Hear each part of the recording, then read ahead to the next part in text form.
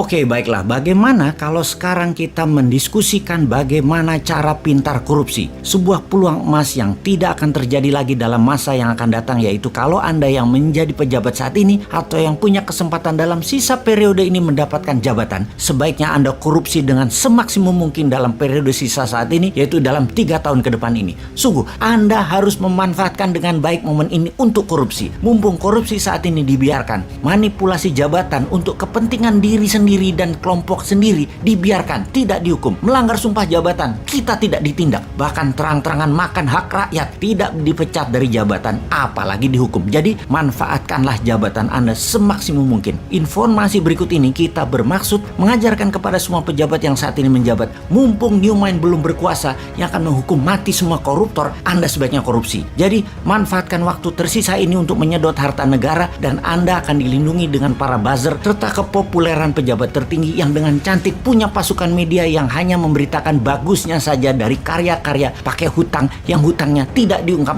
hanya bentuknya yang diekspos, hanya yang sukses seperti jalan tol, bandara, sirkuit atau apapun, semua yang sukses saja yang diekspos. Kita akan mengajarkan bagaimana korupsi itu dilakukan. Oke? Pertama, mainkan anggaran daerah, anggaran pusat, anggaran departemen, dan anggaran BUMN. Pastikan Anda punya teman atau sahabat yang Anda percaya untuk dimenangkan tendernya, diatur pagunya, dibuatkan spek produk sesuai dengan bohir Anda. Teman Anda tadi pastikan punya mitra yang memang pengalaman untuk bisa menyelesaikan proyek tersebut sebagai subkontraktor atau sub-supplier Anda. Teman Anda yang dimenangkan tendernya dan mendapatkan proyek tadi tinggal disubkan, nggak kerja, dapat cuan. Pastikan semua proyek dan anggaran di tangan Anda jatuh ke perusahaan kroninya Anda. Cara kedua adalah ciptakan proyek angin ribut dalam tanda petik. Proyek terlihat keren dan yang membuat masyarakat akan melihat Anda seperti orang sukses. Kemudian buat teman Anda yang dapat proyeknya tersebut. Proyek angin ribut ini kalau di daerah kerjasama dengan DPRD, pastikan semua politikus dapat permen jatah premannya. Kalau di pusat, pastikan sobat politikus Senayan dapat juga, yaitu untuk meloloskan anggaran atau membuat peraturan yang menguntungkan Anda para pejabat. Kemudian buat proyek yang ada asingnya dengan membodohi pemimpin tertinggi, seakan kalau ada uang asing, negara kita itu dianggap makmur, dengan cara membuat lembaga rating internasional kita bayar agar negara kita mendapat hutangan, agar dapat kepercayaan asing, agar proyek asing masuk, dipermudah dengan peraturan, misalnya Omnibus Law, buat aja semacam itu. Lalu karena proyeknya cross border atau antar negara, maka komisi Anda sebagai pejabat diletakkan di luar negeri, karena di luar negeri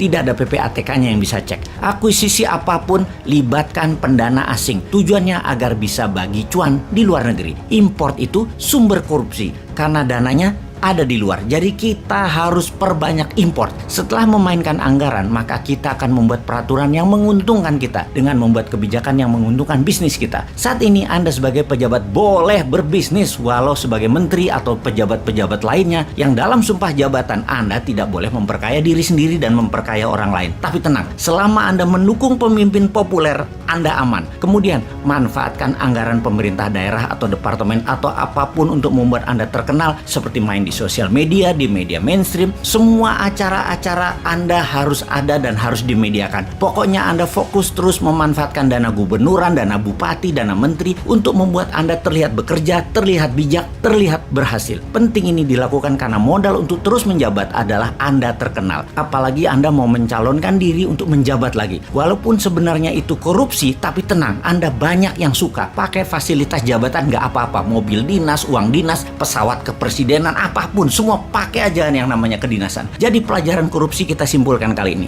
yaitu 1. Bikin proyek angin ribut. 2. Anggaran pastikan jatuh ke rekanan dan teman kita. 3. Ubah peraturan dan kebijakan pemerintah pusat, pemerintah daerah, departemen yang menguntungkan teman-teman kita. 4. Perbanyak proyek antar negara agar komisi berada di luar. 5. Buat proyek multi-year sampai di atas 10 tahun agar yang menanggung bukan Anda lagi ketika Anda tidak menjabat, dan komisinya kan dapat di muka. Misalnya beli pesawat terbang 100 unit selama 10 tahun. Nah, komisinya kan di depan dan anggaran nyicil 10 tahun termasuk penyerahan pesawatnya nanti. Biarkan pejabat kemudian yang pusing dan rakyat yang pusing. Terakhir adalah gunakan fasilitas dan anggaran jabatan untuk membuat Anda terkenal di media. Oke, kita jelaskan nanti yang lebih rumit lagi, namun dapat dipastikan rakyat tidak akan tahu.